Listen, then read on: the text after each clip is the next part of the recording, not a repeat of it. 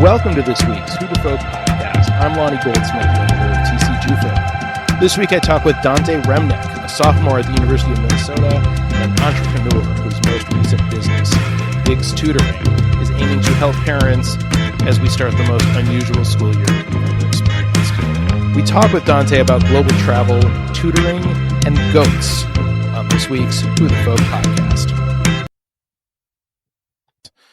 And we are recording. 3, 2, 1. Dante Reminick, welcome to this week's Who the Folk podcast. Thanks for joining us. Thank you so much for having me, Lonnie. I really appreciate it. So, Dante, you are the founder and owner, or co-founder and co-owner, I suppose, of Big's Tutoring. I guess for starters, tell me a little bit about what Big's Tutoring is and how did you come to create it?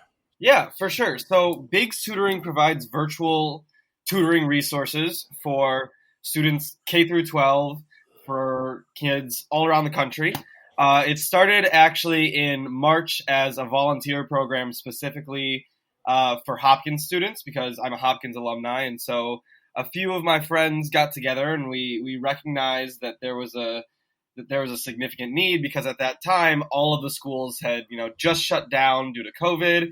Kids were sort of struggling to keep up with distance learning. We had parents struggling to help their kids keep up with distance learning. And so we sort of decided to step in and offer our virtual tutoring services that way. Since then, it's grown tremendously. We offer, a bunch of new services. And what we're really trying to do essentially is make sure that kids are able to not only keep up with their schoolwork while, everything is sort of going on around them and while they need to adjust to distance learning, but also make sure that they're excelling as they should be and make sure that their growth, both academically and, socially, is not stunted due to this coronavirus pandemic. And so myself and my co-founder have really been pushing towards expanding the program as much as we possibly can so that we can help as many people as we possibly can because that's what the root of the program is. It started as a volunteer organization and even now we offer scholarships to all families who can't afford the price because we truly believe that getting a good education and getting help with your education is not something that should ever be a financial burden on any family. I wish I knew about this, back in the spring, because I got to tell you, I hated fifth grade math last year. Mm-hmm. I've tutored fifth grade math for about 5 months now, and I've only been out of fifth grade for a few years compared to you, I'm sure. But are you calling me old, Dante? No, I'm calling. No, you're correct. You wise, Lonnie. Touche. So. Okay, so you're going into your sophomore year at the U. Yeah. So you're a freshman in college, and this idea just sort of comes to you and you and the people you founded it with? Kinda. I wasn't the one who, initially came up with the idea to offer the tutoring services to specifically Hopkins kids, but I was brought on very, very early to sort of help with the business side of things and help grow it. And so when the school year ended last year, it was myself and one of the other founders who sort of stayed on and decided to monetize the organization and expand it into future school years. So as we're talking and, it's the end of August, schools in Minnesota not quite coming back in yet, but there's plenty of schools around the country, and you've said this is a nationwide program. Are you already, finding needs for kids getting help already this year? Absolutely. I think that either there are two situations that are going on. One, kids are going to school, and parents are realizing that even in person, due to COVID restrictions, school is not the same. And they understand the fact that soon school will be completely online. At least, it should be completely online due to coronavirus and the dangers that come with just being with other people. And the second is school is already online and, parents before had this sort of utopian image of what their school of what the school for their children will be like, where the children sort of sit down at the computer and hold each other's hands and pay attention really closely, and they're quickly brought forth to reality where it's much more complicated and much more difficult than that. And so they very quickly realize that keeping their kid focused and getting them the help that they need is something that's really, really difficult, especially when they have their own jobs to do, and especially when they are not educators and they're not focused on helping their kid succeed in school, which I can't really blame them because they have 500 other things to do. So that's sort of where we step in, and all of our tutors are college age students. That's where all of our tutors right now have either been recommended to us by friends, are friends of us personally. We can really vouch for their greatness, I guess you could say. And so we really want to make sure that we are giving students the best possible help that we can get. And so we have different tutors that specialize in different areas. And so you're never going to get a tutor that's clueless about any subject that they're teaching. All of our tutors have a passion for what they do. They enjoy helping kids, and they want to make learning fun. And I think that's what makes Biggs so special, compared to a lot of other tutoring programs, is because all of our tutors are young and they're passionate about what they're teaching. It makes learning fun, and it allows your student to connect with the tutor on a level that they are not able to necessarily connect with their teacher or other tutors that they have had in the past. And that's sort of what we've been hearing from a lot of our parents is, my kid loves Biggs tutoring. It's not that I love Biggs tutoring, it's my kid loves going and learning with your tutors because they make learning fun. We're not meant to be a super high pressure learning environment. We're meant to be something that's open and fun, and that the kids can be themselves while also getting the help they need. It's interesting because I know that, everything you said makes sense, because I know the teacher that I most connected with when I was in school wasn't until I was a senior in high school, and I had a, math and physics block class teacher who was, I believe, 30 or 31. So he's only, 12, 13 years maybe older than I am. And that was the teacher I most, had a connection with. And it wasn't all of the, the older teachers, going through day school when I was a kid. So that makes perfect sense. And I think that it seems to me that's why the model works, is because at least in the, sort of, Biggs Tutoring 1.0 edition, when it was, Hopkins kids teaching, when it was high school kids helping younger kids, it was kids who are close to that age. Yeah. There's a way to relate because they're not that separated from each other. No, not at all. And I think that our model much better represents the relationship between a camper and a counselor rather than a student and a teacher. We're here to help the students, we're here to guide the students, but we're not here to impose a totalitarian regime over the student by any means. We're here to make sure that they're successful, and the best way that we can do that is to make sure that they're enjoying their learning and having a good time. And you mentioned the camp experience. I mean, shout out to Drea Lear, who had recommended that I interview you because of what you've started here with Biggs. You have that camp experience. You've worked at Herzl. You're camper at Herzl also. Yeah, in a time. So you've got that experience where you understand how important the camper counselor relationship is. Yeah, absolutely. I've gone to Herzl, I think, since 2010. I was, like the rest of the Herzl community, super, super bummed that it didn't happen this year. But it gave birth to Biggs, and so I'm very grateful for that opportunity.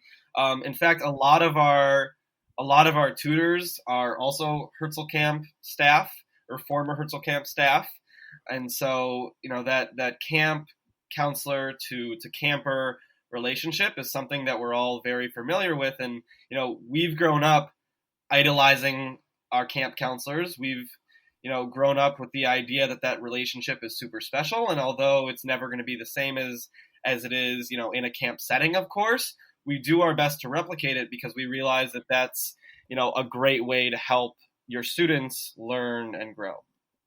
Was camping canceled the thing that sort of led Biggs to sort of expand from like the volunteer to the, I guess, pay for service opportunity?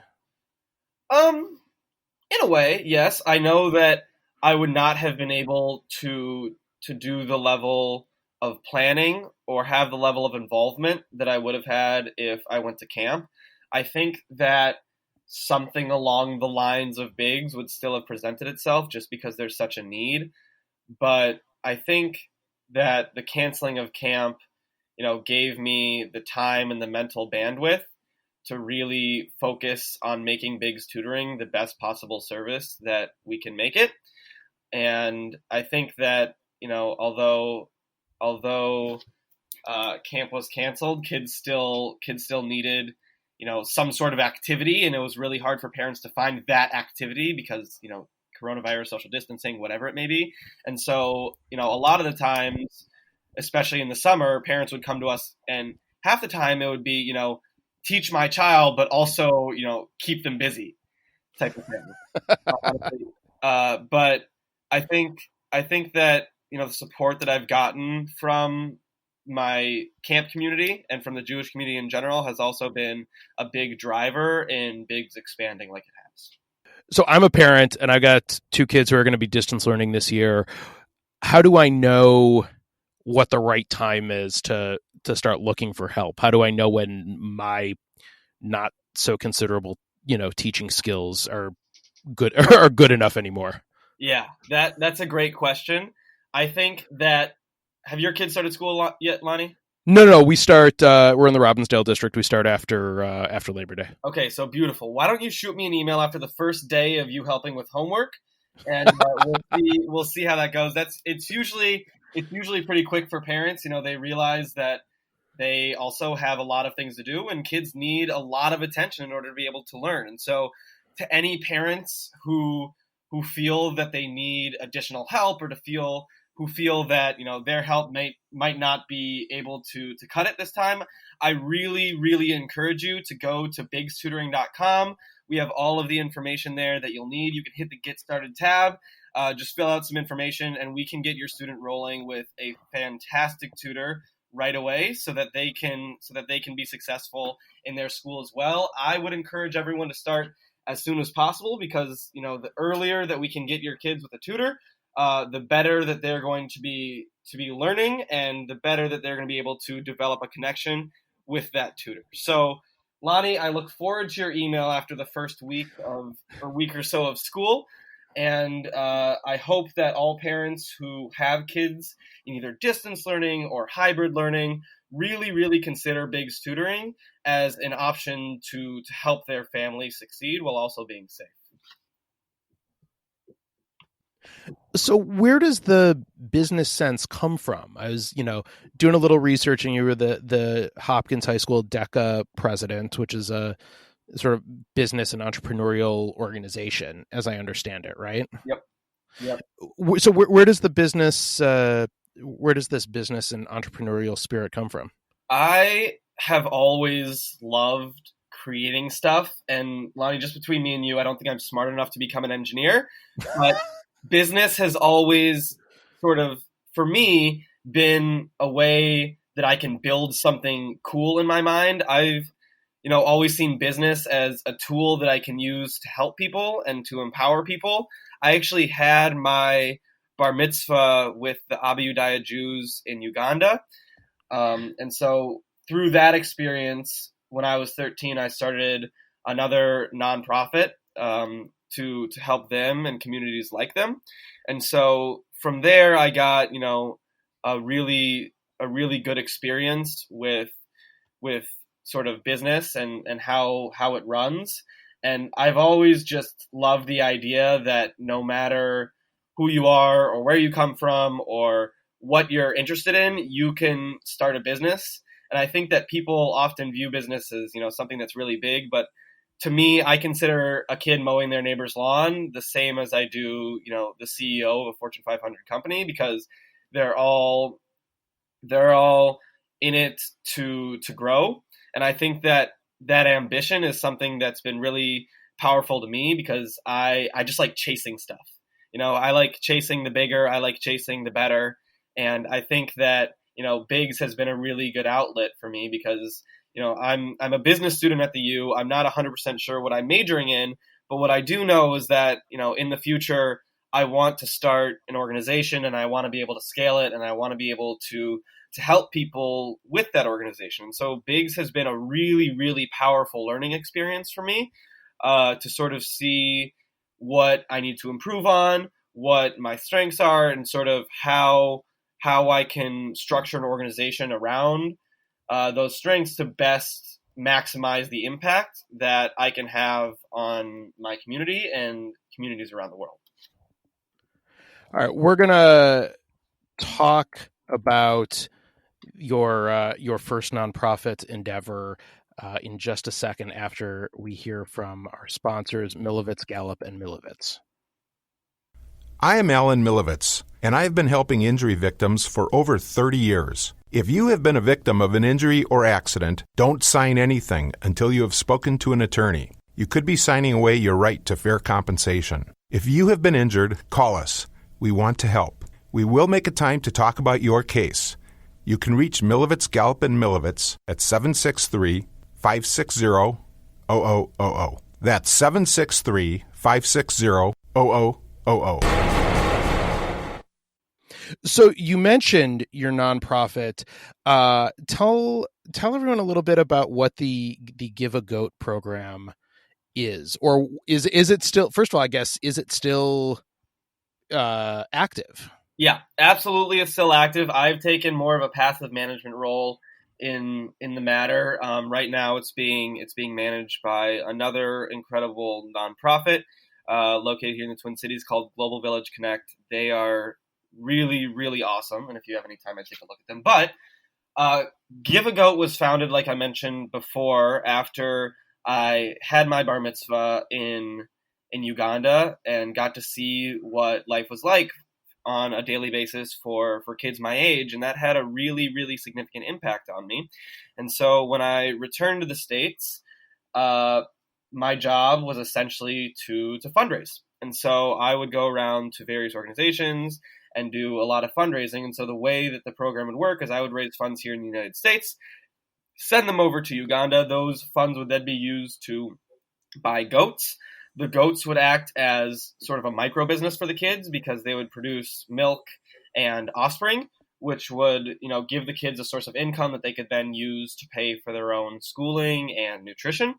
The Give a Goat program was 100% sustainable, and so the way that we implemented that sustainability is that we had a pay it forward system where every time a goat would have an offspring, the kid would be required to give one of those offspring to another child in need. So the growth was exponential in that matter. So even though I'm taking a little bit less of, a direct role in the organization, the funds that I raised since my bar mitzvah are still, being put to work. And I think that's something that I'm very, very proud of. So, I know a lot of people choose to have their bar mitzvah in Israel. I know people have had it at Herzl. I haven't heard of anybody who's chosen Uganda. What was behind that choice? I think it's a fascinating one, but it's clearly, there's clearly, some intent behind it. So explain, if you would, what that was. Absolutely. So my family is one that really likes to explore other places. My mom runs a travel company, and she's very deeply rooted in the Abu Daya Jewish community in Uganda. And so, she came up to myself and my twin brother, and she sat us down before our bar mitzvah, and she said, "Hey, you guys have a choice. You can either have a party here, or you can have your bar mitzvah in Uganda." And it took us about 3 seconds to solidify that we were going to Uganda. And, that was that. And it took us a few days to get there. But, I had my bar mitzvah at Temple Israel here in the U.S. And that very night we were on a plane to have it again in Uganda. Because, being Jewish, we had to have one here with our family, our extended family and whatnot. You know how it is.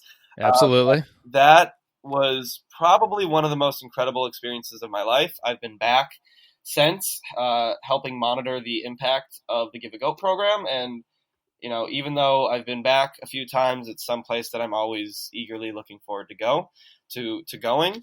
And I would encourage, I know right now it's really hard, but anyone who is looking to experience the world in a new light, especially the Jewish community, should definitely think about going there, because it will hands down change the way that you view your own Judaism, as well as your community here. So the connection with the Ugandan Jews and the Give a Goat program, I mean, you come by it, I suppose, sort of genetically, since your mom, Joanne, is the founder of Global Village Connect. Yep, she is. And she also, Global Village Connect is the nonprofit arm of her travel business.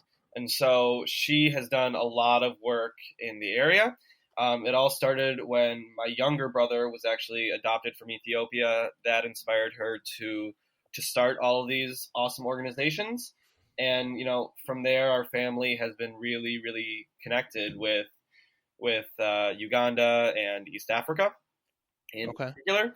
And so we try to help as many communities there as we possibly can through various organizations.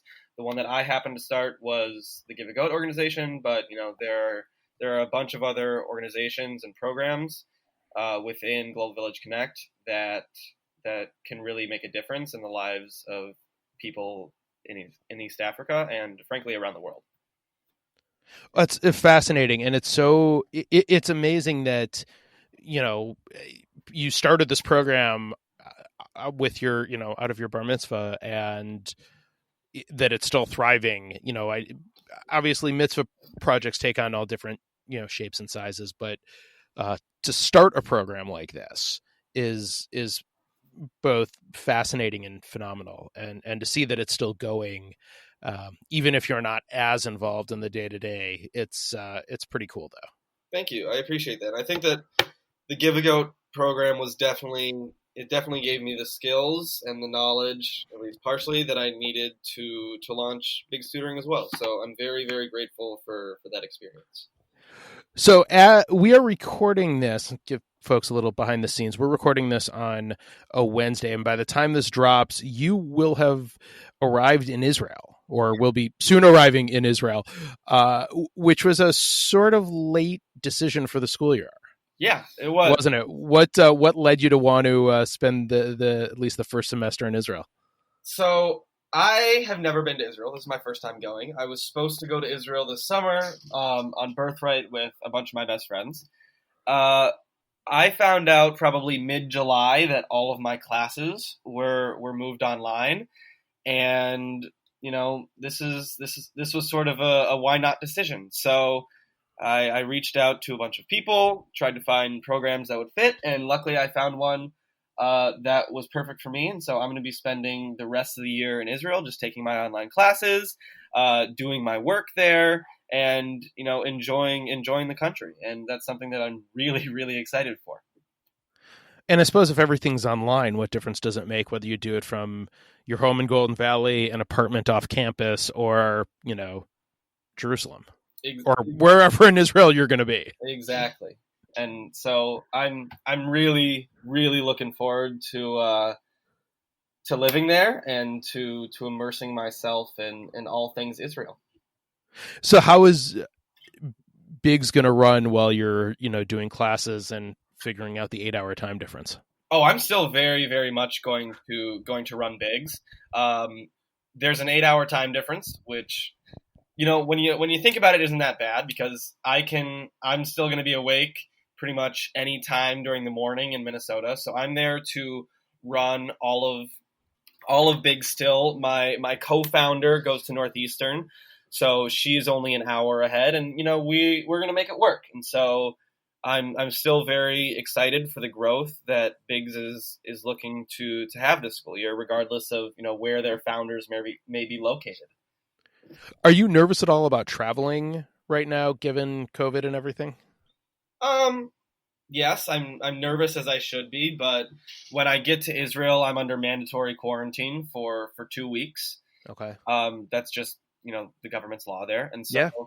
I'm not too worried about me getting it. I play things safe as I should. I wear a mask everywhere I go. I try to social distance everywhere I go, everything like that. And I think that, at least from what I've heard, the airlines are also taking some precautions. So, it's not ideal, but I'm gonna play it as safe as I can, and that's all I can really do. Well, that's excellent, and not a bad use of what is obviously not an ideal situation by any means. Yeah, for sure. I'm very glad that I found a program that will allow me to take my classes and to work, and to also give me some freedom to explore Israel as well. Well, that's fantastic. Well, we got a couple more questions for you, and we will let you get back to packing and preparing to leave. What is your favorite Jewish holiday? Oh,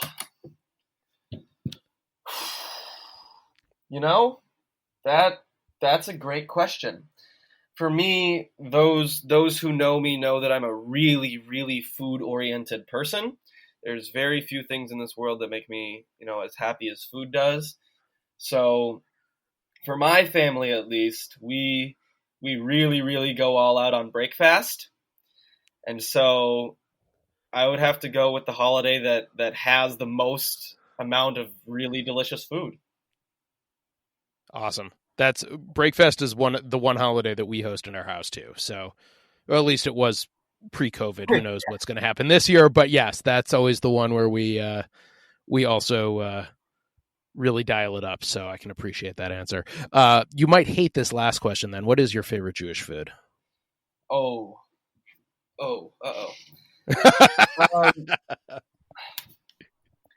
That's really hard. My grandmother makes everything really, really tasty. Lonnie, you put me in a box here. I am a really, really big fan of my grandmother's brisket, but I also am never, ever going to turn down kugel or matzo ball soup.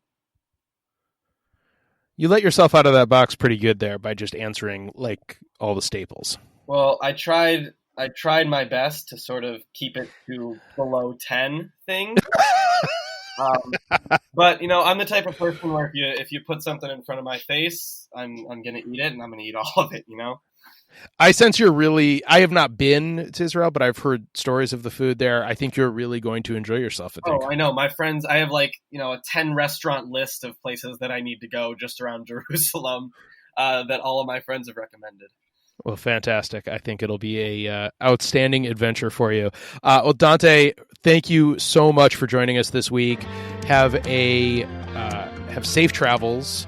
And have a great time for the rest of the year in Israel. And we'll enjoy your stay, and we look forward to you getting back here safely in the new year. Thank you so much, Lonnie. I appreciate it. The Who the Folk podcast is part of the Jew Folk Podcast Network, a product of Jew Folk Inc. Please subscribe, rate, and review the show wherever you get your podcasts. If you have suggestions for other podcast guests, please email them to me at editor@tcjewfolk.com. For our other shows, check out tcjewfolk.com/podcast.